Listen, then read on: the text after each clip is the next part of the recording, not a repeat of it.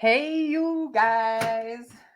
I wanted to go live while I had some time and talk to you busy moms out there because I have to just tell you, um, I'm in my messenger inbox and I just feel like this is a busy time. Like there's something in the water, there's something in the air. I'm talking to so many different women. They're like, I'm so sorry I didn't get back to you. I'm so sorry I haven't had time to watch that. Like life is just so busy right now. And I honestly want to say that it's just been like that for me for like the last 8 years. And I'm waiting for life to slow down. I thought, oh, summertime, like things will slow down a little bit, but it just doesn't. Life just doesn't slow down. And then let's be honest, on those days that maybe you don't have as much planned, all you want to do is just sit on the couch and just like watch something on Netflix, right? Like, or just like play a game on your phone or take a nap. Okay. I was just on Power Hour and I'm like, oh, I'm going to go take a nap now. So I can make sure I have enough energy to get through the rest of my day. But I was like, but first I got to go live. So as you're hopping on, please say hello. Tell me where you're watching from.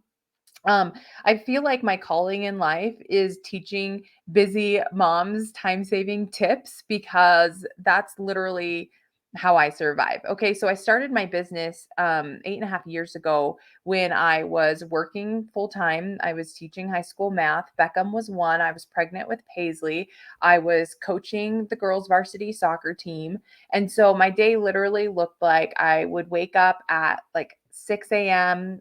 5:30, do a little bit of work for my business, get ready for the day. I would leave to go to school about 6:45. Um, go to school. I was teaching on my prep hour because I needed to help catch some kids up in math. So I was teaching an extra class there. So I'd literally teach from when the bell rang at 7:45 until 3:05. And then I would have kids in my classroom doing whatever they needed to do until 4 o'clock when soccer practice would start. And I would do soccer practice from 4 o'clock to 6 o'clock. And then once all the kids got picked up, I'd go back into my classroom, I'd grade papers, I'd clean up whatever I needed to do to prep for the next day. So I'd get home about 7 p.m. at night. I would spend a little bit of time with Beckham. If I wanted to go to the gym or do a class, I'd need to hurry and squeeze that in. I'd work an hour in my business and then I'd have to go to bed by like 9, 10 o'clock. So that way I could wake up the next morning and do it all over again. Okay. And that was my life when I started my business. And I thought to myself, I don't have time to be able to do this, but if I want the freedom in the future, I need to start something now. And so that's kind of how I got started in this business, not even knowing what I was doing and how I was going to do it. Okay. So now that I get to do this full time, I have a hard time saying no. The phrase that's like, if you want something done right, you should do it yourself always rings in the back of my head. I don't know why, but like, I always say yes to everything because I know I can do a good job with it. And if you're a yes mom as well, I want you to drop yes in the comments because maybe we take on, actually, not maybe, we definitely take on more than what we can handle, but we love the thrill and excitement of being busy, feeling productive, needed, and all of those things, right? So, right now in my life,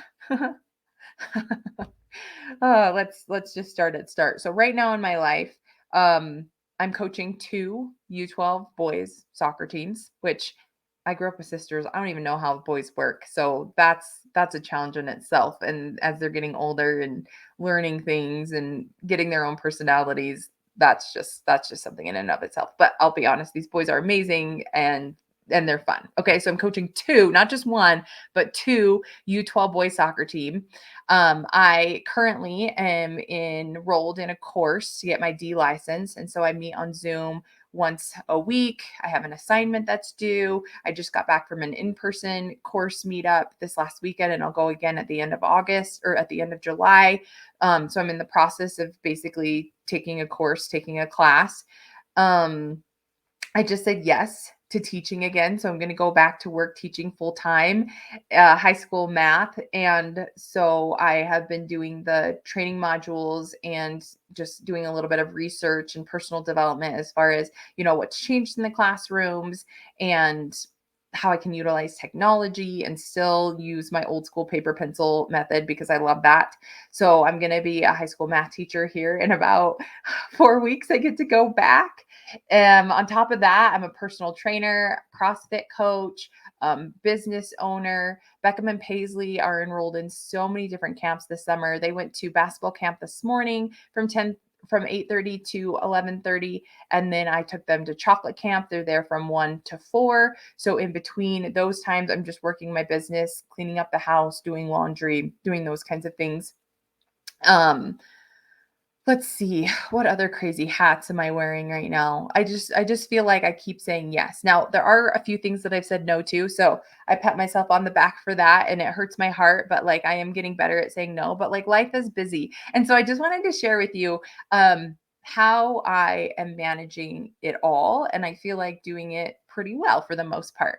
Okay, so maybe hopefully you can take away some organizing routine tips for yourself. So, first thing is, I haven't been great about this summer, but I was really good about it in the school year, and I'm getting back into it now because I got to make these good habits before I go back to work. So my alarm goes off at 5:30 a.m. so that way I can work out at 6 a.m. Now, come the school year, it'll probably need to go off at 4:30 so that way I can start my workout at 5.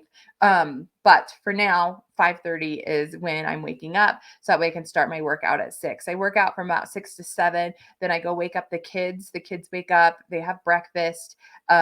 They will either do a workout with me at the school for soccer conditioning, or they're doing a strength training with Derek Monday, Wednesday, Friday in the basement. So they get to wake up in the morning and have breakfast and do a workout, which I think is really important for them to have that time that they wake up. What I found in my own personal life is when we just sleep in, we are grumpy, we are more lazy throughout the day, we're not as productive, and life or like our routine just gets thrown out the window. So having a set time to wake up is like tip number one for yourself. What time do you need to wake up to get your stuff done before your kids wake up, and then waking up your kids? Now, maybe you think that I'm crazy for doing that in the summer, but I'm telling you, it's made a huge difference in our household. And if you feel like you're always struggling to get places on time, if you feel like you're always struggling to have the energy and get all the things done in your day, is set a time to wake up. Okay. So then at 8:30, they go to their first camp, which they've done basketball camp, they've done backyard games, they've had soccer camp. And usually that camp is and Beckham's had some school camps as well, usually between 8 to 11 or 8:30 to 11:30. And so while they're at camp, I'm doing a power hour for my business. I'm making sure that the dishes are done, the house is picked up, that food is laid out, that I know what I'm going to be cooking for dinner. So that's kind of what I do during that 3-hour block. Then when the kids come home at 11:30, it's no phones. It's like, let's hang out, let's play, let's spend time together, whether we're playing a game or eating lunch together, we're outside drawing with chalk, working on some soccer skills, whatever the kids want to do. Sometimes we just will Google or go on YouTube, and we'll just do like how to draw, and we'll just sit and draw like Pokemon or whatever. We'll get to draw and color them together, just like spend that quality time together. Then I take them to their next camp from 1 to 4. And during that block, once again, I have my list of things that I need to do for my business, for my work, for my own self care. And today that's including a nap. Like, it's 2:47 right now. And after I get done with this video, like I am going to go lay down because I need to make sure that I'm ready for tonight because I have even more stuff planned. So, during these time blocks, I have a block for myself in the morning. I have a block for my kids when they wake up. I have a block for myself when they're off at their camp. And then I have a block for us to spend time together in between, and so having my day split up like this, I'm able to do all the things. And so, a lot of the things, I am also, taking on the tournament director role for our soccer club. So I'm in charge or helping, set up our whole tournament that we're going to be having in September. I've never done this before. So I'm learning the people to contact. I'm learning the things that I need to do. And so, that's another thing where I'm time blocking. I'm making sure, okay, so while the kids are in their afternoon camp, I'll spend this much time on my business, and I need to spend this much time on, my soccer stuff or my homework, or, I'm a secretary in our church group. And so, sometimes, in fact, thinking of that, I need to make sure I print out those roles um, for our binders. So, like I'm like time blocking, and with all the different hats that I'm wearing, where am I delegating my time? So then that way I'm not just wasting it being like, oh, what should I do right now? Or like putting things off. I'm always trying to stay ahead. And that's really helped me. So I'll pick up the kids at 4. We'll have dinner about 4:30, 5 o'clock. Tonight there's a school board meeting at 6 o'clock that I am going to go to and listen in on. And so like that's when the kids are going to get their electronic time. So we do have set times for them to be on their electronics, and we do have set times for how much they get to watch TV. And that's something else that's really helped us and changed our kids' attitudes, is limiting their screen time and making them use their imagination. I don't know if you guys saw my stories the other day, but like Becca made this humongous like ramp going down the stairs. In fact, you know what? It's just too good. I got to show it to you right now. He made this ramp because he couldn't have phone time, and dad was on graveyards over the weekend and he had to find something to do to entertain himself. So there's this ramp. He cut these cardboards, he taped it, and he uses this Barbie soccer ball to roll down. And him and Paisley had a ball playing with that. Or down in the basement, they made a fort or whatever. So I'm kind of getting off track here, but limiting our kids' screen time have helped their attitudes, and just I feel like made us more productive. And so then at nights, usually I'm wrapping up my business. I either have a soccer meeting or a school meeting or a work meeting or some kind of meeting going on, or the kids have a soccer practice, or yeah, we've had baseball in the past, and we're going to be starting um, outdoor soccer in Green River, so we're going to be driving over there to do their practices soon. So anyway, like life is really busy for me, and I don't use it as an excuse of why I can't have an extra side hustle. I've got a planner here that's hour by hour, so that way I'm organized. I also use our phone calendar that tells me like what's going on, and it shows up on my watch, so like that's how I keep myself organized. But I like thrive off of having a full schedule. I know that that's kind of crazy, but if I have a lot of white space, I find myself just being lazy. And when I have lazy habits where I'm watching Netflix and sitting on the couch, then I'm also eating unhealthy foods. And then when I'm eating unhealthy foods, I'm staying up too late, which means I don't want to wake up in the morning. I feel bloated and sluggish that I don't want to even work out. So I find excuses to be able to stop those. And so it just becomes this snowball of negative effect that happens when I allow myself to have a lot of white space. And so if you're a busy mom like me, where you're just like, I am definitely more productive when I've got a schedule, when I've got a routine. Just say hi in the comments, like let's unite us crazy people. But I just wanted to share with you guys, how we are organizing our summer, how I'm able to do lots of these things. It's because I know exactly what I need to do, and I am scheduling time so that I can do it. And I'm aware of my shortcomings when it comes to my lazy mode, when it comes to triggers, and being aware of those things, I can make them happen less often. And so one goal that I'm going to set for myself, because at the end of the day, I'm just going to be honest, at the end of the day is like where I just want to like unwind. And so you'll find me in bed watching a Marvel movie with like all of the snacks and all of the junk food.